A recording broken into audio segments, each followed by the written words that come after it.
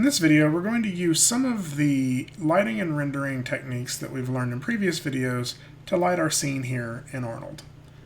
First, let's set up our layout of our screen so we can see what's going on in the renders a little more clearly. I'm going to go to Arnold and open Arnold Render View. It opened on another screen, so when I pull it back into this screen, we should be able to see it. And you should be relatively familiar with how to navigate around in here. You can scroll in and out, and you can also use the Alt middle click to pan this in order to see our rendered scene a little more clearly. But right now, because we have no lights in the scene, if I were to hit render, what I'm going to get is just a black screen. So it's rendering. We're just not able to see anything because there's not any lights in the scene.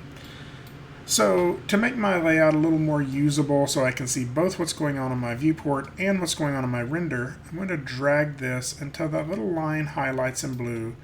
And now I have my render in one panel and my viewport in another, and I can sort of arrange these to be able to see both on one screen. Now, of course, if you have two screens, you can adjust this to whatever's more comfortable for you.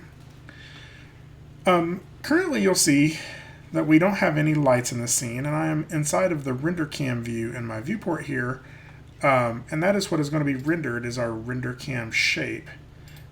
So let's start by just putting a light in the scene. Now, if you're using Hardware 2.0 or some other renderer, you're going to find that there's a bunch of lights under Create Lights. And some of these will work with Arnold, but not all of them. So let's go to the area, or let's go to the lights that will work with Arnold. They're in a different location. So over here under Arnold Lights, these are the lights we're going to use most. And so we're going to try a couple of them today just to see how they work. First, let's just try a Skydome Light. This is one that is kind of going to work similarly to an ambient light. It's going to light the entire scene. So if I click Skydome Light, you'll see something kind of happen in the background there.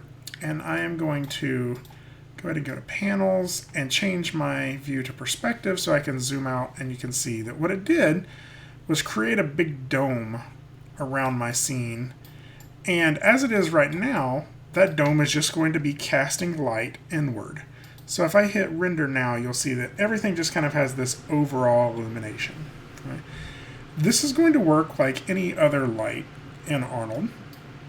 So if I go to my attribute editor, I can raise my intensity or my exposure to make it brighter or dimmer. Right? Let's go ahead and put my exposure back to 0.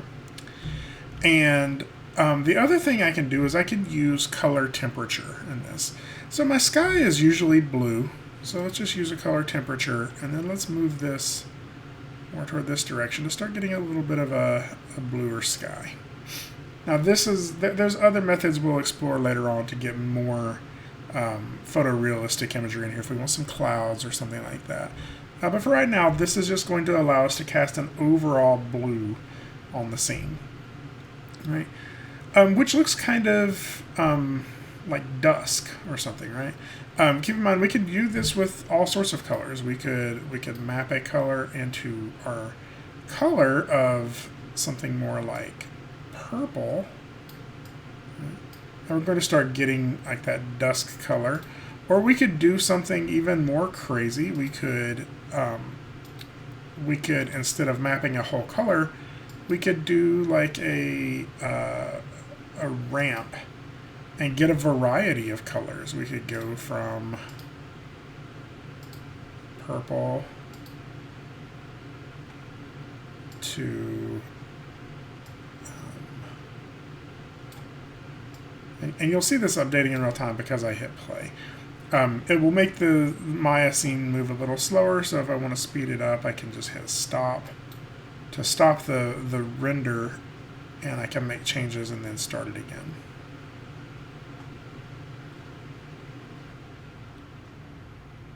So I can adjust this, and I can start to add some more colors in here, like maybe some red and maybe an orange. And we will pull all of these up. And so at this point I can start to adjust. Maybe I got to do this in a different order here. So we're starting to see all those colors in the sky. And I could even add just a little bit of noise to that. And we'll see that when we get a render now, we're getting much more of that, like, that feeling of like, you know, a sunset or something like that. And so we can play around with these to see what we get. But keep in mind that whatever we're doing here, it's casting light everywhere. Right? So let's go back and let's actually just remove what we did there by right-clicking on color and saying break connections. And I'll just go ahead and set this back to white. And like I had done earlier, I'll use my color temperature and let that be kind of a bluer color here for the sun, or for the sky. So the problem with this is that the sky is blue, but the sun is not, right? And all of the light is coming from this giant blue dome, but not from some singular source in the sky like the sun. So let's just create another light to sort of represent the sun. So we'll go to Arnold, Lights, and this time I'm going to use an area light. And it'll be a little hard to see, but that area light is going to be right here in the center of our bridge. And if I hit play, you'll see that even though there's a light there, it's not casting very much light, right? We're not able to really see the results of it. And that's because there's already so much light in the scene, and the amount of light that this area light is putting out is not very much. Some of this is going to be caused by this normalized box here, which is an important box to have checked if you are wanting to make sure everything is physically accurate. But in this case, just so we can control it a little bit better, I'm just going to uncheck it. And then I can start turning my exposure up, starting to see the effect of the light in the middle of the bridge there. Right. So the light in this scene is going to be, or the light that comes from this light is going to be altered both by our intensity and our exposure, which although they're not the same thing, they do similar things in making the light brighter. And it's also going to be changed by the distance the light is from the object and, of course, the size of the light, right? So just to kind of make this seem somewhat like a real scene, I am going to move this way up in the sky where we would generally see the sun. And I want to go ahead and hit stop on this just for a minute while I position this. So get it way up here. And if I wanted it to be like noonday sun, you know, maybe I'll put it straight above. Instead, I want to get some more interesting shadows. So I'm going to put it over here just a little bit, right? And angle it down. And now when we hit render again, you'll see that some of that effect of it has gone. And that's because we've moved it so far away.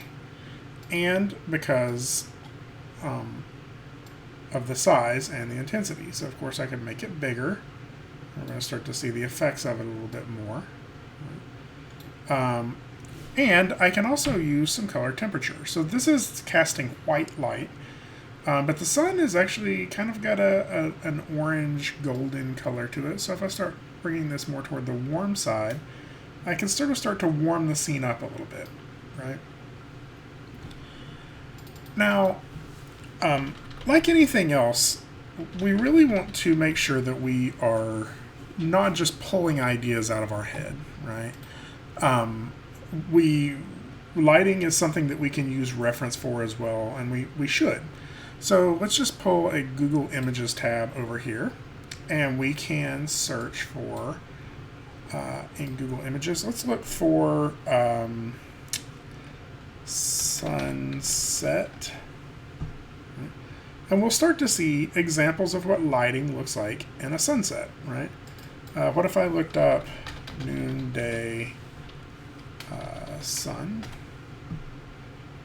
We're going to start to see, which I showed this isn't accurate, but we'll start to see lighting from different environments that have the effects of that, right? And so we can use this to start addressing our own, if we want to look at other environments, our own lighting needs, right? There's a lot of different places you can find images, and we're just using this to say what do we want to be happening in terms of the lighting, where the shadows are falling, the intensity, the brightness, the color, different elements of that we can pull from these scenes, right? So let's try like a night landscape. That's what that looks like. So when we see something like this, we see some blues that are being cast everywhere. We see that the shadows are really dark, and we see a pretty strong singular light, which is the moon, that casts light in one direction. Right? So it's really strong shadows. And although there is a little bit of light coming from the rest of the sky, like the stars and stuff like that, mostly the light is coming from a singular direction. So if we wanted to do something like that, we could try a different setup. So let's just try this. First, I'm going to delete our Skydome Light, and I'm going to try to get the sky and the light that is cast by the sky kind of darker and more representative of what a night scene would look like, right? And so this is going to start to seem very very dark at first, right? So let's get something like that. And I may even take my color here down a little bit to something more like this. And that's actually not going to show up because we have our temperature, so I could also uncheck temperature. So there's a couple of different ways we could do this. I could make this a very dark blue, right? Or I could use the color temperature we have here, and I can start turning down the exposure. We're going to start getting these darker skies, right? And so our lighting is going to get very dim, but that's what we would expect if it was a nighttime scene with no moon in the sky. So let's go ahead and put a moon in the sky, though. So there, we're going to talk about another kind of light. I'm going to create a polygon primitive. I'm going to create a sphere. And we're going to see that sphere appears in the middle of the bridge. Right? And I'm going to go ahead and move this sphere off into the distance here. Way off in the distance. Kind of raise it a little bit. And I'm going to scale it up. Right? So let's just pull that back far enough to where it feels like it's in the sky. And then let's hit play and see if we can see that showing up in our render. I don't think so yet. Let's go back to our render cam so we can see where that is showing up, and we'll see that it's a little high. And so I could then go back over here and so we pull it down until we start to see it. So we see it popping up there. I can kind of move it over. And so what we have now is a moon off in the distance, right? But it's very dead looking, right? There's no, this is like an eclipse, right? We can adjust this to whatever we feel is like appropriate for the moon size. That's probably a little larger than is realistic, but is nice and cinematic feeling. So this is where we can use another kind of light. And so we'll see that moon is way off in the distance there. I'm going to turn this object into a light. So this object is casting light. And if I go to Arnold, actually let me hit stop on this before I do that. Go to Arnold, Lights, and choose Mesh Light. What's going to happen is it's going to turn that piece of mesh into a light. And you'll see that it also turned it into a wireframe, so we can't really see it anymore. And if I hit render on this now, you're going to see not a lot has changed, but it's also because the intensity of this light is very low. So let's go ahead and make sure we have the mesh light selected. And I'm going to uncheck normalize. And you're going to start to see a little bit of light happening there in this reflection. And I'm just going to start turning up my exposure and seeing what we get. So we're getting more light now. Let's crank this up to something a little higher, like 10. So now we're starting to see this moon illuminating everything. But we don't see the moon anymore. So if we want to see that, we can uncheck this, or we can check on this light visible. And now you'll see we have this big bright moon in the sky that is casting light.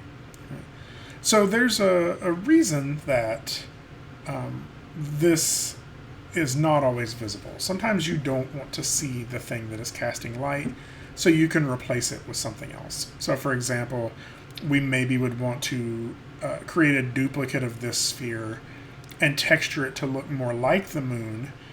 But really, if you go outside and try to take a picture of the moon and the exposure is set to where you can actually see what the moon is illuminating, the moon's just going to turn out to look like a big white dot because it's overexposing the moon. So this is actually relatively realistic.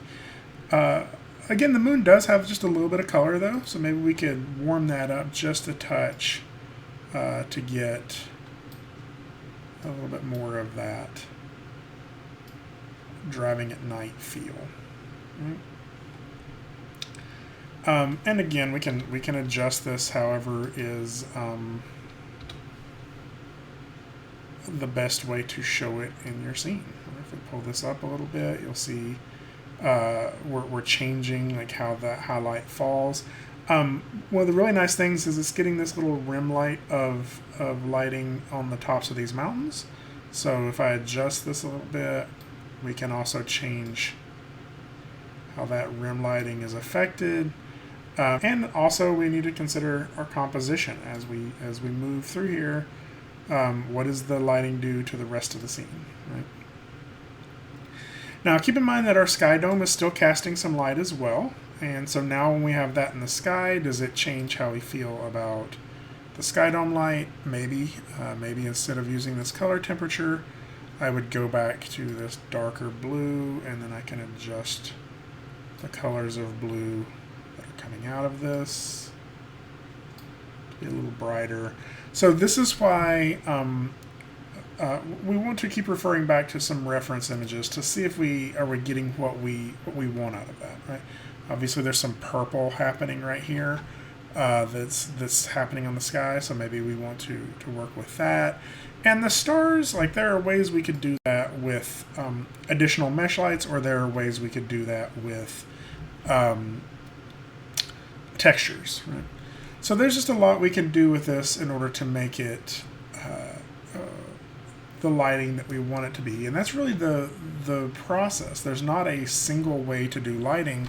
Your lighting is about the environment and about the emotion of the scene that you're trying to get across. So this is something that there's not like this is something you have to craft. You have to work on this until you start to get something that looks more appropriate for what you're wanting it to be.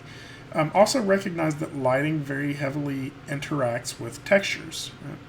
Right? We see that our car is now very reflective looking in the scene. So I can actually select the car and hit F. So that's one of the cool things about the Arnold render view. Selecting the car and hitting F, I can select it from the render view. And you'll see that we have this blend material on here, and blends work fine, but there's fewer options in here.